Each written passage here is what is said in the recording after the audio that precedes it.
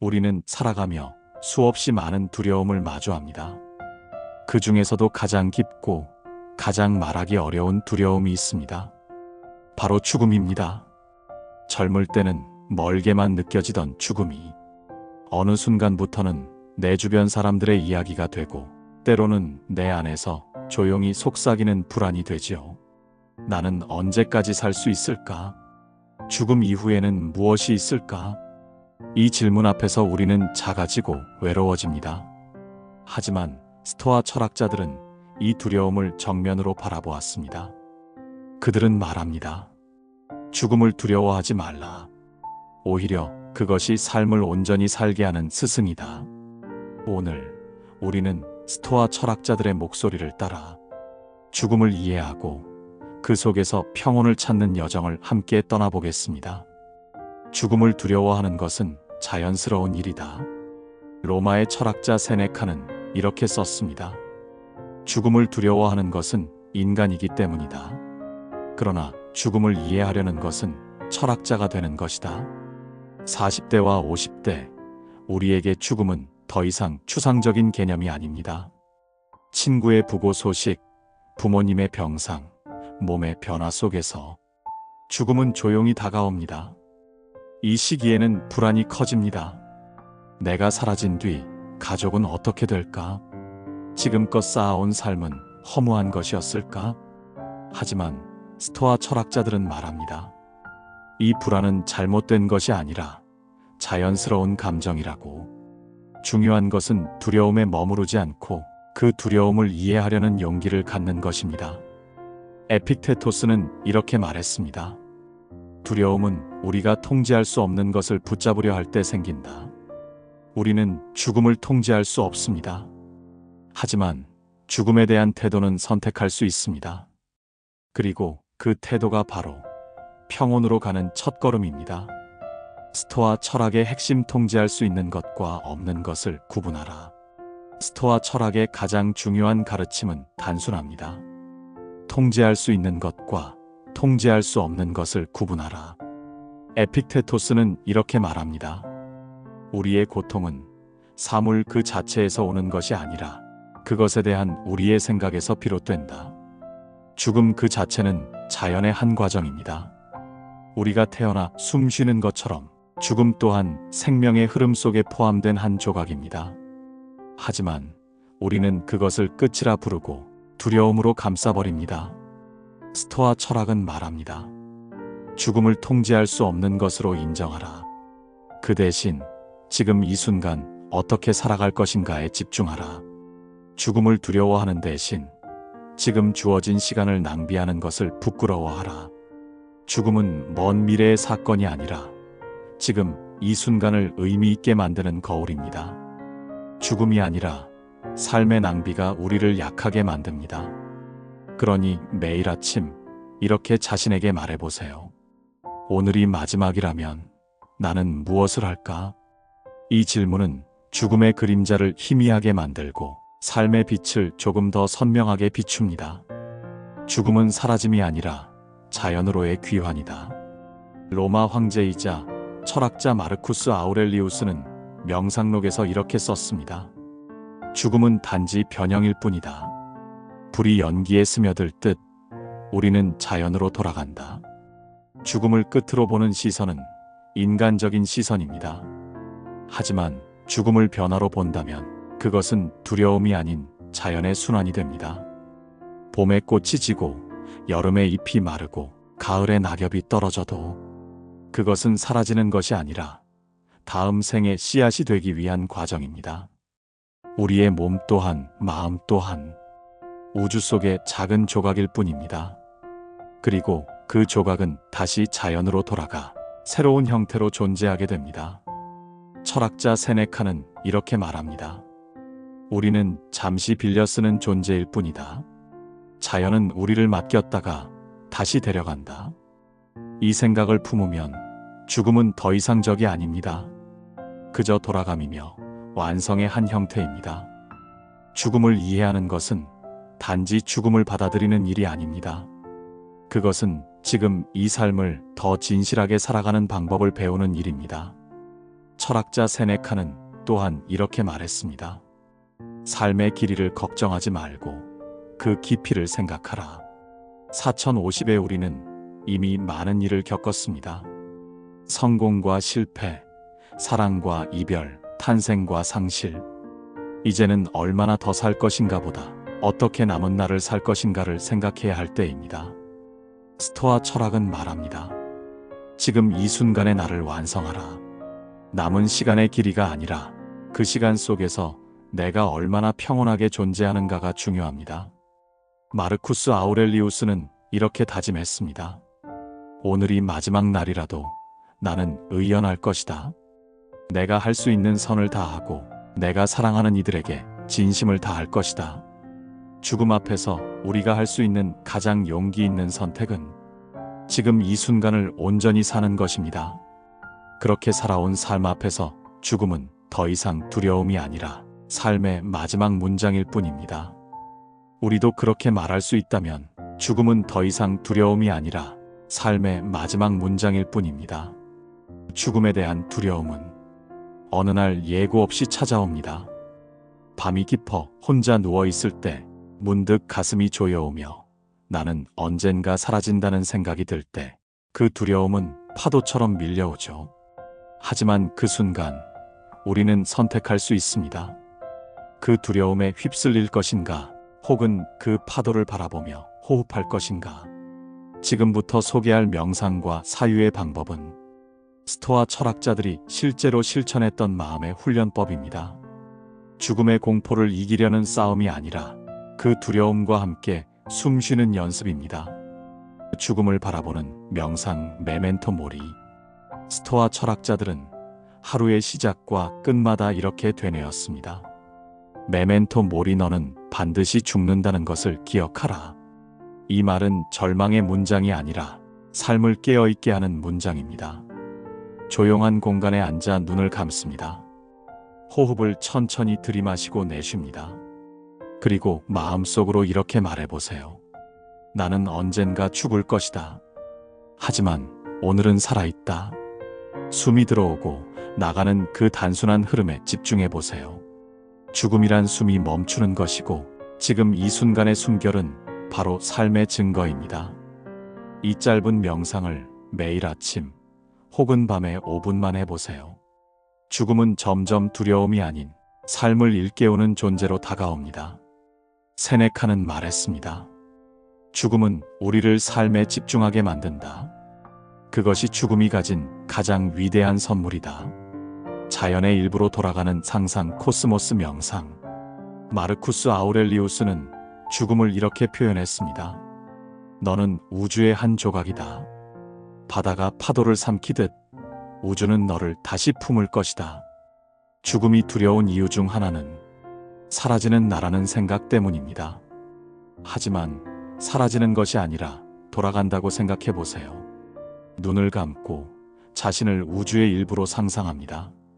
당신의 몸은 별의 먼지로 이루어져 있고 당신의 숨결은 수천 년 전 별빛의 흔적입니다. 이제 상상해 보세요. 당신의 몸이 바람에 녹아 공기가 되고 나무의 뿌리를 통해 흙이 되며 하늘의 구름으로 흩어지는 장면을. 나는 사라지지 않는다. 나는 형태를 바꿀 뿐이다. 이 짧은 상상은 두려움을 완화시켜줍니다. 왜냐하면 죽음은 소멸이 아니라 변화이기 때문입니다. 이 명상을 반복하면 죽음은 자연의 일부로 받아들여지고 마음은 점점 평온해집니다. 지금 여기에 집중하는 행동 프라센스 실천법. 스토아 철학자들은 미래의 불안보다 지금의 행동에 마음을 두는 법을 강조했습니다. 에픽테토스는 말했습니다. 죽음은 나중의 일이다. 하지만 지금 나는 살아있다. 그러니 지금의 일에 집중하라. 죽음의 두려움이 밀려올 때 당신의 주의를 생각에서 행동으로 옮기세요. 가벼운 차 한 잔을 우려보세요. 물이 끓는 소리, 향기의 퍼짐, 잔의 온도를 느껴보세요. 지금 이 순간의 모든 감각이 살아있음을 증명합니다. 짧은 일기를 써보세요. 오늘 내가 감사한 한 가지는 무엇인가? 그 한 문장만으로도 죽음의 그림자는 한 발 물러납니다. 사랑하는 사람에게 메시지를 보내세요. 오늘 고마워요. 죽음이 두렵지 않은 사람은 없습니다. 그러나 고맙다는 마음은 죽음을 잠시 잊게 해줍니다. 두려움과 대화하기 내면의 친구처럼 두려움을 밀어내려 하지 마세요. 두려움은 적이 아니라 우리의 일부분입니다. 스토아 철학자들은 감정을 억누르지 않았습니다. 그들은 감정과 대화했습니다. 죽음이 두려울 때 조용히 속삭이듯 자신에게 말하세요. 그래, 나는 지금 두렵다. 하지만 이 두려움이 나를 해치지 않는다. 이 감정은 단지 내가 삶을 사랑한다는 증거다. 두려움을 인정하는 순간 그것은 더 이상 괴물이 아닙니다. 그저 우리 곁에 앉은 조용한 손님이 됩니다. 마르쿠스 아우렐리우스는 말했습니다. 두려움을 제거하려 하지 말라. 그저 그것을 관찰하라. 그러면 그것은 사라진다. 삶의 마지막을 준비하는 사유. 스토아 철학자들은 죽음을 단 한 번의 사건이 아니라 매일매일의 연습으로 여겼습니다. 세네카는 말했습니다. 삶을 매일 마감하듯 살아라. 이 말은 무겁게 들리지만 사실은 가장 자유로운 선언입니다. 오늘이 마지막이라면 내가 하고 싶은 말은 무엇일까? 내가 남기고 싶은 마음은 무엇일까? 그 질문 속에서 우리는 진짜 삶의 방향을 발견합니다. 잠들기 전 이렇게 되뇌어 보세요. 오늘도 살아 있었다.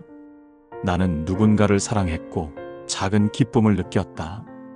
그것이면 충분하다. 이 문장은 죽음의 두려움을 녹이는 가장 단순하고 강력한 주문입니다. 죽음을 두려워하는 것은 잘못이 아닙니다. 그건 우리가 삶을 사랑하기 때문입니다. 그러니 그 두려움을 부정하지 말고 그 안에 담긴 생의 열망을 바라보세요. 에픽테토스는 이렇게 말했습니다. 죽음을 묵상하는 사람은 삶을 가장 고귀하게 대한다. 죽음에 대한 사유는 삶을 포기하는 일이 아니라 삶을 더 깊이 사랑하는 연습입니다. 오늘 밤 당신의 마음이 평온하기를 바랍니다. 그리고 내일 아침 다시 숨을 들이쉴 때 이렇게 말해보세요. 나는 두렵지만 살아있다. 그리고 그것으로 충분하다. 죽음에 대한 두려움은 결코 하루아침에 사라지지 않습니다. 그것은 오랜 세월 동안 우리 안에 뿌리내린 감정이기 때문입니다. 하지만 우리가 꾸준히 명상하고 죽음을 바라보는 연습을 이어간다면 그 두려움은 점점 모양을 바꿉니다. 처음엔 큰 파도처럼 우리를 덮치던 공포가 조금씩 잔잔한 물결이 되어 마음 깊은 곳에서 고요하게 머물게 됩니다. 그때 우리는 비로소 깨닫습니다. 죽음을 완전히 없애는 것이 아니라 그 두려움을 함께 품고 살아가는 법을 배우는 것이 진정한 평온이라는 것을. 세네카는 이런 말을 남겼습니다. 죽음을 두려워하지 말라. 그것은 우리를 괴롭히기 위해 있는 것이 아니라 우리로 하여금 지금 이 순간을 사랑하게 하기 위함이다. 이 말을 곱씹다 보면 죽음은 점점 적이 아니라 삶을 더욱 선명하게 비춰주는 거울이 됩니다. 매일 아침 잠시 눈을 감고 숨을 들이마시며 이렇게 속삭여 보세요. 나는 오늘도 살아있다. 그리고 밤이 되어 잠들기 전 오늘 하루의 작은 기쁨들을 떠올리며 말해보세요. 오늘도 잘 살았다. 나는 괜찮다. 이 짧은 두 문장은 마음의 축이 되어줍니다. 그 반복 속에서 우리는 조금씩 달라집니다. 죽음이 두려운 마음은 여전히 찾아오겠지만 그때마다 우리는 더 이상 도망치지 않습니다. 그 두려움을 바라보며 그 안에서 살아있음의 소중함을 느낄 수 있게 됩니다. 이것이 바로 스토아 철학이 말한 평정심, 아타락시아의 시작입니다. 세상은 변하고 몸은 늙고 시간은 흘러가지만 그 모든 변화를 있는 그대로 받아들일 수 있는 마음. 그 마음이 생기면 죽음은 더 이상 어둠이 아니라 하나의 빛이 됩니다. 죽음은 멀리 있는 것이 아닙니다. 그건 늘 우리 곁에 있지만 그 사실을 자주 떠올릴수록 우리는 오히려 더 깊이 살아가게 됩니다. 마르쿠스 아우렐리우스는 이렇게 말했습니다. 죽음을 생각하라. 그러면 내가 가진 시간의 가치를 깨닫게 될 것이다. 그가 말한 죽음의 묵상은 삶을 포기하기 위한 생각이 아닙니다. 그건 오히려 삶을 뜨겁게 껴안기 위한 연습입니다. 그리고 그 연습을 계속하면 어느 날 문득 알게 될 것입니다. 죽음이란 무서운 그림자가 아니라 지금 이 순간을 더 소중히 여기게 만드는 삶의 또 다른 이름이라는 것을, 죽음을 생각할 때마다 삶을 더 사랑하게 됩니다. 두려움은 사라지지 않지만 그 두려움 속에서도 나는 평온할 수 있습니다. 왜냐하면 나는 지금 이 순간 살아있기 때문입니다. 그리고 그것으로 충분합니다. 죽음에 대한 두려움은 완전히 사라지지 않습니다. 그건 우리가 살아있다는 증거이기 때문입니다. 하지만 매일의 명상과 사유를 통해 우리는 그 두려움의 얼굴을 조금씩 알아가게 됩니다. 그 얼굴은 생각보다 무섭지 않습니다. 그저 끝을 두려워하는 삶의 애틋함이 그 안에 있을 뿐입니다. 스토아 철학자들은 말했습니다. 죽음을 묵상하라. 그러면 삶을 사랑하게 될 것이다. 우리가 죽음을 떠올릴수록 오늘 하루의 햇살이 더 따뜻하게 느껴집니다. 누군가의 미소가 더 고맙게 다가옵니다.